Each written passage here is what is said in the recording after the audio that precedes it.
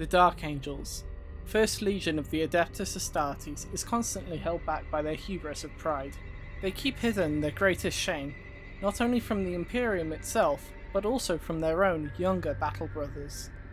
The enigmatic Inner Circle often wear hooded robes, concealing much of a Space Marine's helmet or face, and today I'm going to show you how you can make your own hooded robes for your Space Marine army, and all it takes is a little patience and a handful of tools.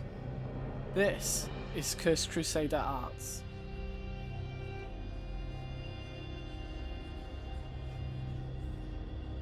To make our cloaks, we're going to need a horrifyingly dishevelled container, some delicious PVA goop juice, super glue, an old paintbrush, the holy pokey tool, some oversized scissors, the miniature itself, and most importantly, butter muslin.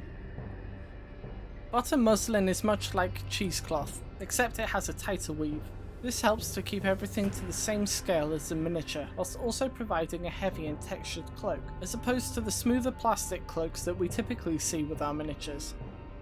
Next, I'll set up some PVA glue and mix it with a generous amount of water.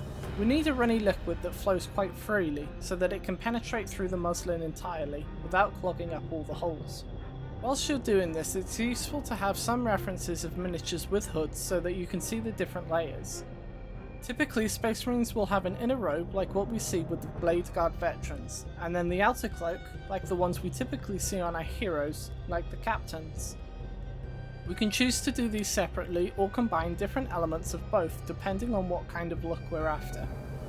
I started by making the hood for my melee specialist, and I experimented with using multiple layers of muslin to create a smoother texture. I cut out several small squares of material, layering them on top of one another. I then brushed the glue on the front and back, combining them into a single unit. This is then placed on the Space Marine's helmet. However, I found that these extra layers created a thick and bulky hood that is quite difficult to manipulate and shape. This was especially evident when trying to touch the edges of the hood beneath the gorget or the collar of the armour.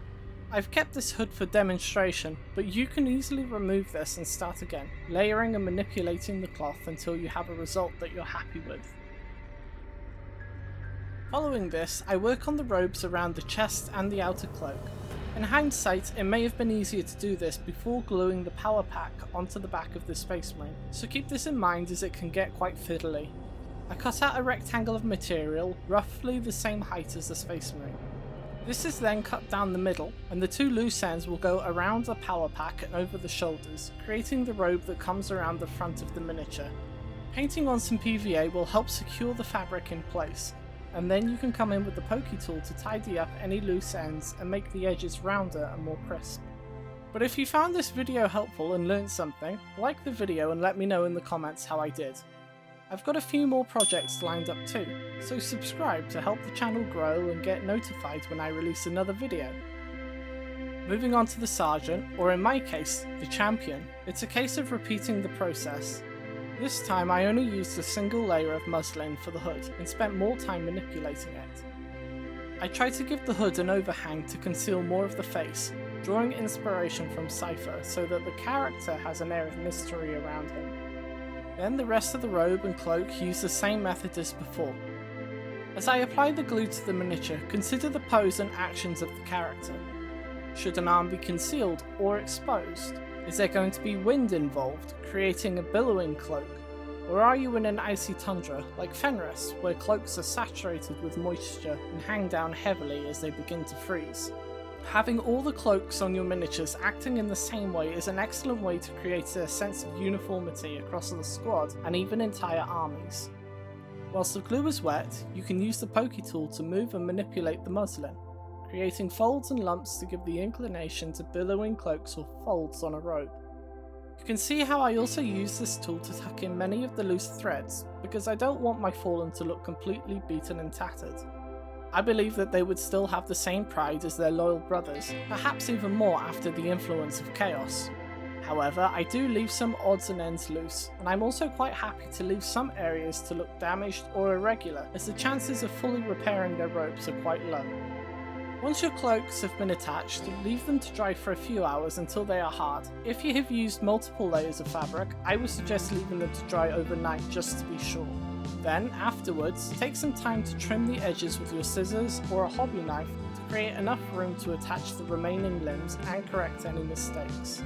Then you can apply additional layers of muslin without undoing your work.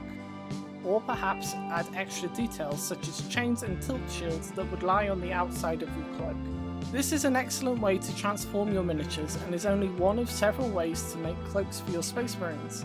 You can transfer this knowledge to any army, using multiple layers for smoother and heavier looks, or a single layer with loose strands to look thinner and more ragged. It looks especially good when you use the muslin over a plastic cloak, adding that extra layer of depth and texture, perfect for your grimdark adventures. Try this out when you're making prideful dark angels, zealous word bearers, or the hordes of rabid Skaven, which is what I did to my Games Day Skaven warlord, so click here to see that. But whatever you do, make things, have fun, and I'll see you next time on Cursed Crusader Arts.